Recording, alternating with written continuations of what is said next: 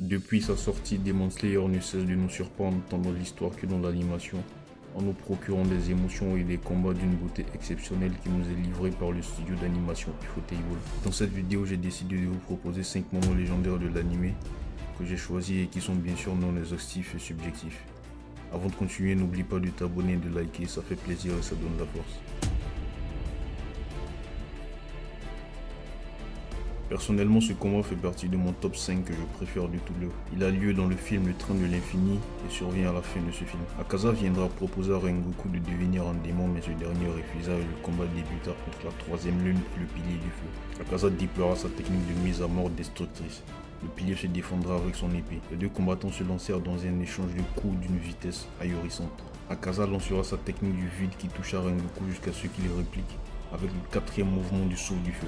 Le combat continua. Akaza se faisait découper le bras à plusieurs reprises par la lame du pilier, mais se régénéra à chaque fois, l'un des avantages des démons, au détriment de Rengoku qui commençait à accumuler les blessures et la fatigue. Le pilier utilisa toutes les techniques du souffle du feu, dont notamment le 9e mouvement appelé purgatoire à la fin. Et Akaza se fera découper, mais il réussira à transpercer le pilier dans l'abdomen avec son bras. Le pilier se surpassa et était sur le point de décapiter Akaza avec en plus le soleil qui se levait. Mais malheureusement, la lune réussira à se sauver et prendra la fuite. Ayant subi de graves blessures, le pilier finira par mourir. Ce combat fait partie de mon top 5 par son aspect visuel, son narratif, son animation exceptionnelle, le déploiement de plusieurs techniques et sa triste fin par la mort du Rengoku. Je qualifierai donc cette scène de doux amer.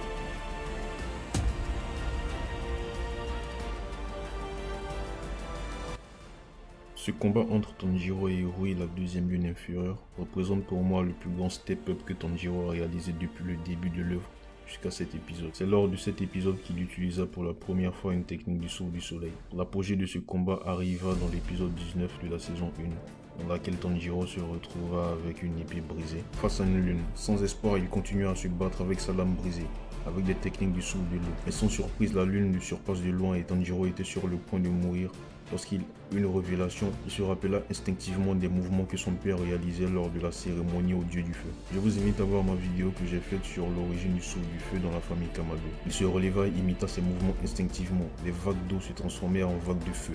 La musique, l'animation, la tension étaient à leur paroxysme. La scène était culte. Il découpa la tête de la lune avec l'aide du pouvoir sanguineux de sa sœur Nezuko et la lune fut vaincue. Il s'agit pour moi du passage dans une autre catégorie de Tanjiro suite à ce step-up.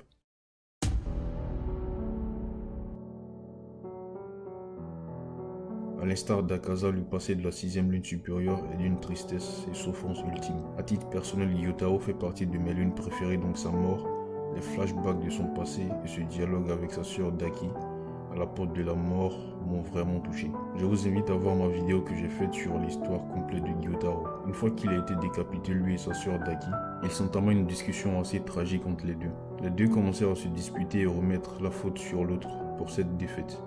Gyotaro reprochait à sa sœur de n'être même pas capable de battre des 5 combattants comme Tanjiro et ses amis.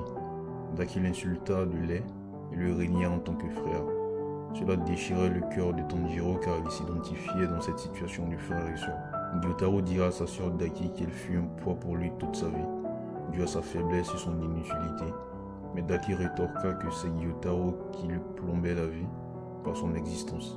Cette joute verbale était basée sur le rôle de protection que Gyotaro avait par rapport à sa sœur. À la toute fin, on retrouva la vraie expression de leurs sentiments mutuels. Gyotaro refusa que sa sœur le suive car il prenait la route de l'enfer et préférait que Daki ne le rejoigne pas. Son amour pour elle le pousse à tout endurer. Daki s'excusa et lui dévoila ses vraies pensées. Elle lui dira qu'elle l'aime et qu'elle ne le quittera jamais. Il s'agit là pour moi d'un dialogue assez touchant et triste entre deux personnes dont la souffrance dans le passé engendra un lien aussi fort que complexe.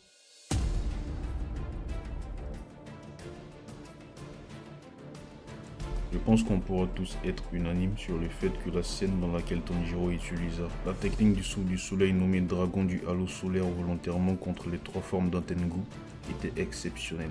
On se trouve dans le village des forgerons et l'antagoniste primordial est la 4e lune démoniaque Antengu.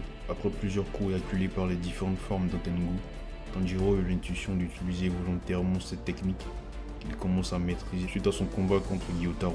Tanjiro leva son épée pour préparer son attaque. Les 3 formes d'Antengu ont senti le danger qui les guette. La pression était palpable. Ils voyaient à travers Tanjiro le plus grand des profondeurs de tous les temps, Yorishi. L'aide qui terrassa leur maître Musan dans le passé. Tanjiro lança son attaque, la musique, l'ambiance, l'animation, les couleurs, le rythme. Tout était parfait. Les 3 formes d'Antengu furent décapitées et l'image finale de l'attaque sous forme de dragon était tout à fait magistrale. Le studio d'animation Ufotable nous a vraiment livré une masterclass avec cette séquence.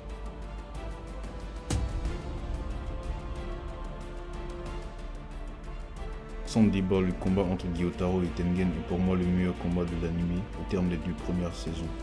Les 2 meilleures scènes du combat sont pour moi premièrement l'entrée en scène de Gyotaro. Suite à la décapitation du Daki, son entrée était majestueuse. Sa voix, son attitude, son esquive face aux 2 attaques de Tengen, le mépris qu'il avait pour ce dernier, la musique de fond, la poussière colorée dans l'air, bref, tout était parfait dans cette entrée. La deuxième scène se déroule en plein combat. Gyotaro était sur le point de tuer Tanjiro. Le pilier Tengen effectua un combat intersidéral et ce qui s'en suivit restera dans la légende de l'animation. L'animation des attaques et des envolées entre les 2 combattants, les couleurs, la scène chaotique entourée de feu, le changement de plan, la puissance et la rapidité des attaques. On sentait qu'il s'agissait d'un combat entre l'une supérieure et un pilier. Bref, vous l'avez compris, c'était tout à fait un combat lunaire.